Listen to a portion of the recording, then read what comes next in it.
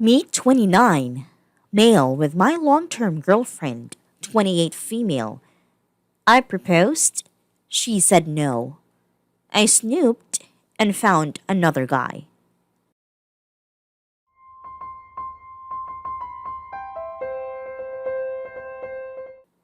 We've known each other for 13 years. We've been dating for 7 and living together for 5. We've had out little spats over the years, but we never really had any type of fights. We seemed to just get along with each other.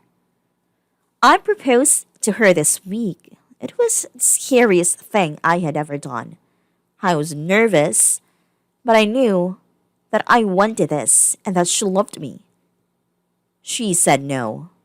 I was heartbroken, but we were finally able to have the talk. She told me some of the issues she had with me, and I did the same.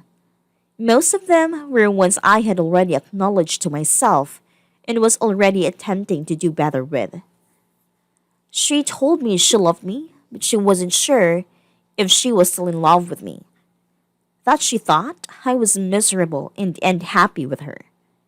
I asked her if there was someone else, and she said no. I trusted her. She never gave me a reason not to.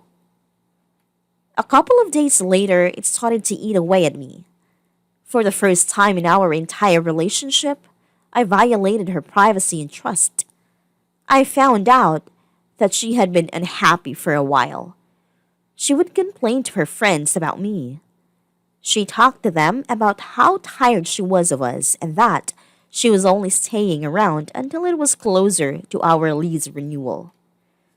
I also found some messages from an old college friend. I knew about this guy. Met him once. I never really liked him, but she said he was just a friend, and I left it at that. A couple of times over the years, I have asked her about him, and it was always the same. I found out that she has been seeing him for at least the last 3 months. When she got home from work, I confronted her. I asked her if she had anything she wanted to tell me. She kept saying no, that she didn't. When I told her I knew who it was and had proof and that I wanted her to say his name, she got mad. I made her leave that night. I know that we had our problems, and I tried to talk with her about them. She would always shut me out if things got too confrontational. I feel so betrayed, knowing that she was telling me that she loves me and still making plans with me while telling him that she couldn't wait until we were over.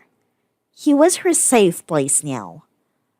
I hold no grudge against him. I'm just having a really hard time dealing with it. She's apparently had months to get over it and had someone to tell her all the right things. It doesn't feel like she is remorseful or sorry that our relationship has ended. Watching her move her stuff out was one of the hardest things I had to do. With every trip, more and more of her and just left. I know it's going to be a long and hard road ahead of me, but I still have so many questions.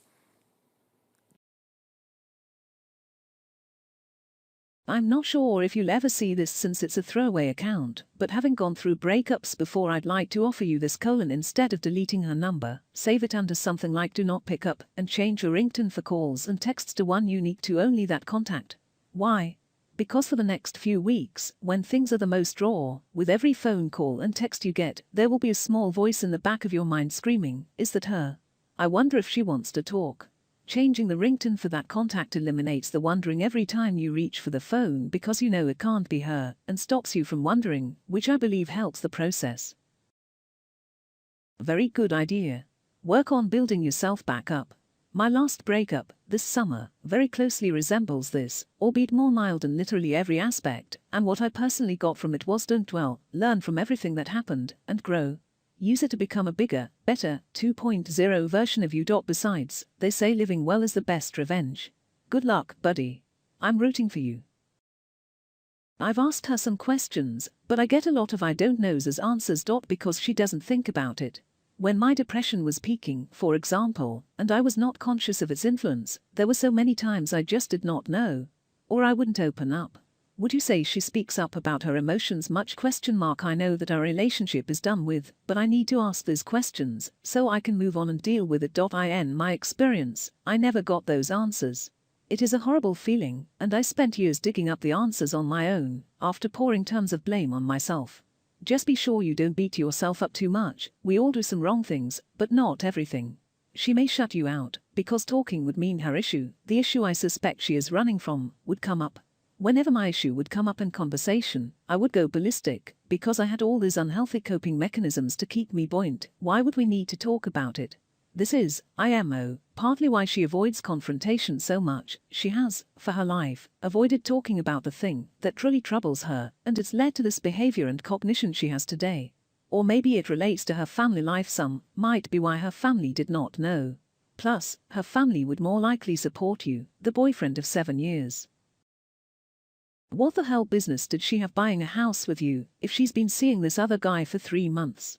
She was seeing him before she was going to buy a house with you, and she wanted to go through with it.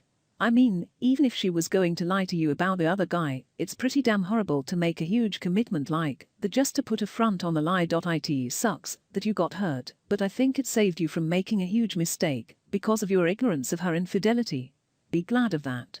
And if she couldn't offer you support and comfort when you were hurt, then she isn't wife material. In sickness and in health. I am really sorry for your position right now, and I hope you release and get a move on with your life. Quite frankly, I would advise you to ask those questions that you want to ask when she comes, so that you can have this burden off your chest. It would be easier now, rather than spend weeks or months second-guessing over what happened and why it happened. You are right in saying that she had cheeked out of the relationship months ago because she stayed with you and kept the other guy as a backup plan so that she does not have to be alone when she leaves you. It is doubtful that her new relationship will work because she has been playing the both of you, and relationships that start with such little games never work. You can see this as a lesson learned in life and use this as a preparation for a new and loving relationship that you will have in the future. Do not let this experience blacken your heart, let it teach you wisdom. Try and prepare yourself in case she tries to come back. In my experience, I've seen people leave the long-term relationships for something new and exciting, only to realize after a short while that being with a new person full-time isn't what they thought. The thrill of the taboo is gone, and they begin to miss the comfort and bond of the previous relationship. It is hard to say, because there isn't much to go off with regard to their relationship, but I still think you should mentally prepare yourself for this to happen in a few months. I'm sorry, but you'll probably never get closure from her. She has lied to you for over 3 months, and that's the lying you know about. Who knows what she's been keeping from you for the past 7 years? Needless to say, in her mind she owes you nothing, and will give you just that. What you need to tell yourself is that closure doesn't matter. Knowing in reality will not make it easier, but harder to get over. Really, it's best if you don't know, because then you start to think you did something wrong, which you didn't. The only one at fault here is your ex. She didn't have the maturity to talk to you like an adult to fix your problems. Instead, she goes behind your back and hooks up with some other guy. What's done is done. She has been disrespectful towards you, lied to your face, and she wasted your time and feelings, so fuck her. Go out with your friends and meet new people not like her or her shitty friends who would support such shitty behavior. You're better than that. You deserve better. I know I am late to this thread, but I will throw some advice your way. A big reason we feel the way we do is because of the perspective we have on a particular situation. You have viewed your relationship as a work of art, something you've put your heart and soul into, and then out of nowhere it gets defaced, and you can't do anything to repair it. Art is representative of your life, but just because something has altered it doesn't mean it's any less meaningful. All that has happened is that you've been given more canvas to work with. So instead of painting something dark and dreary, find some new motivation and create something beautiful and build off of what you already have. I wish you the best of luck, and while you may not ever see this, I am here for you, sir! Sincerely, Deus.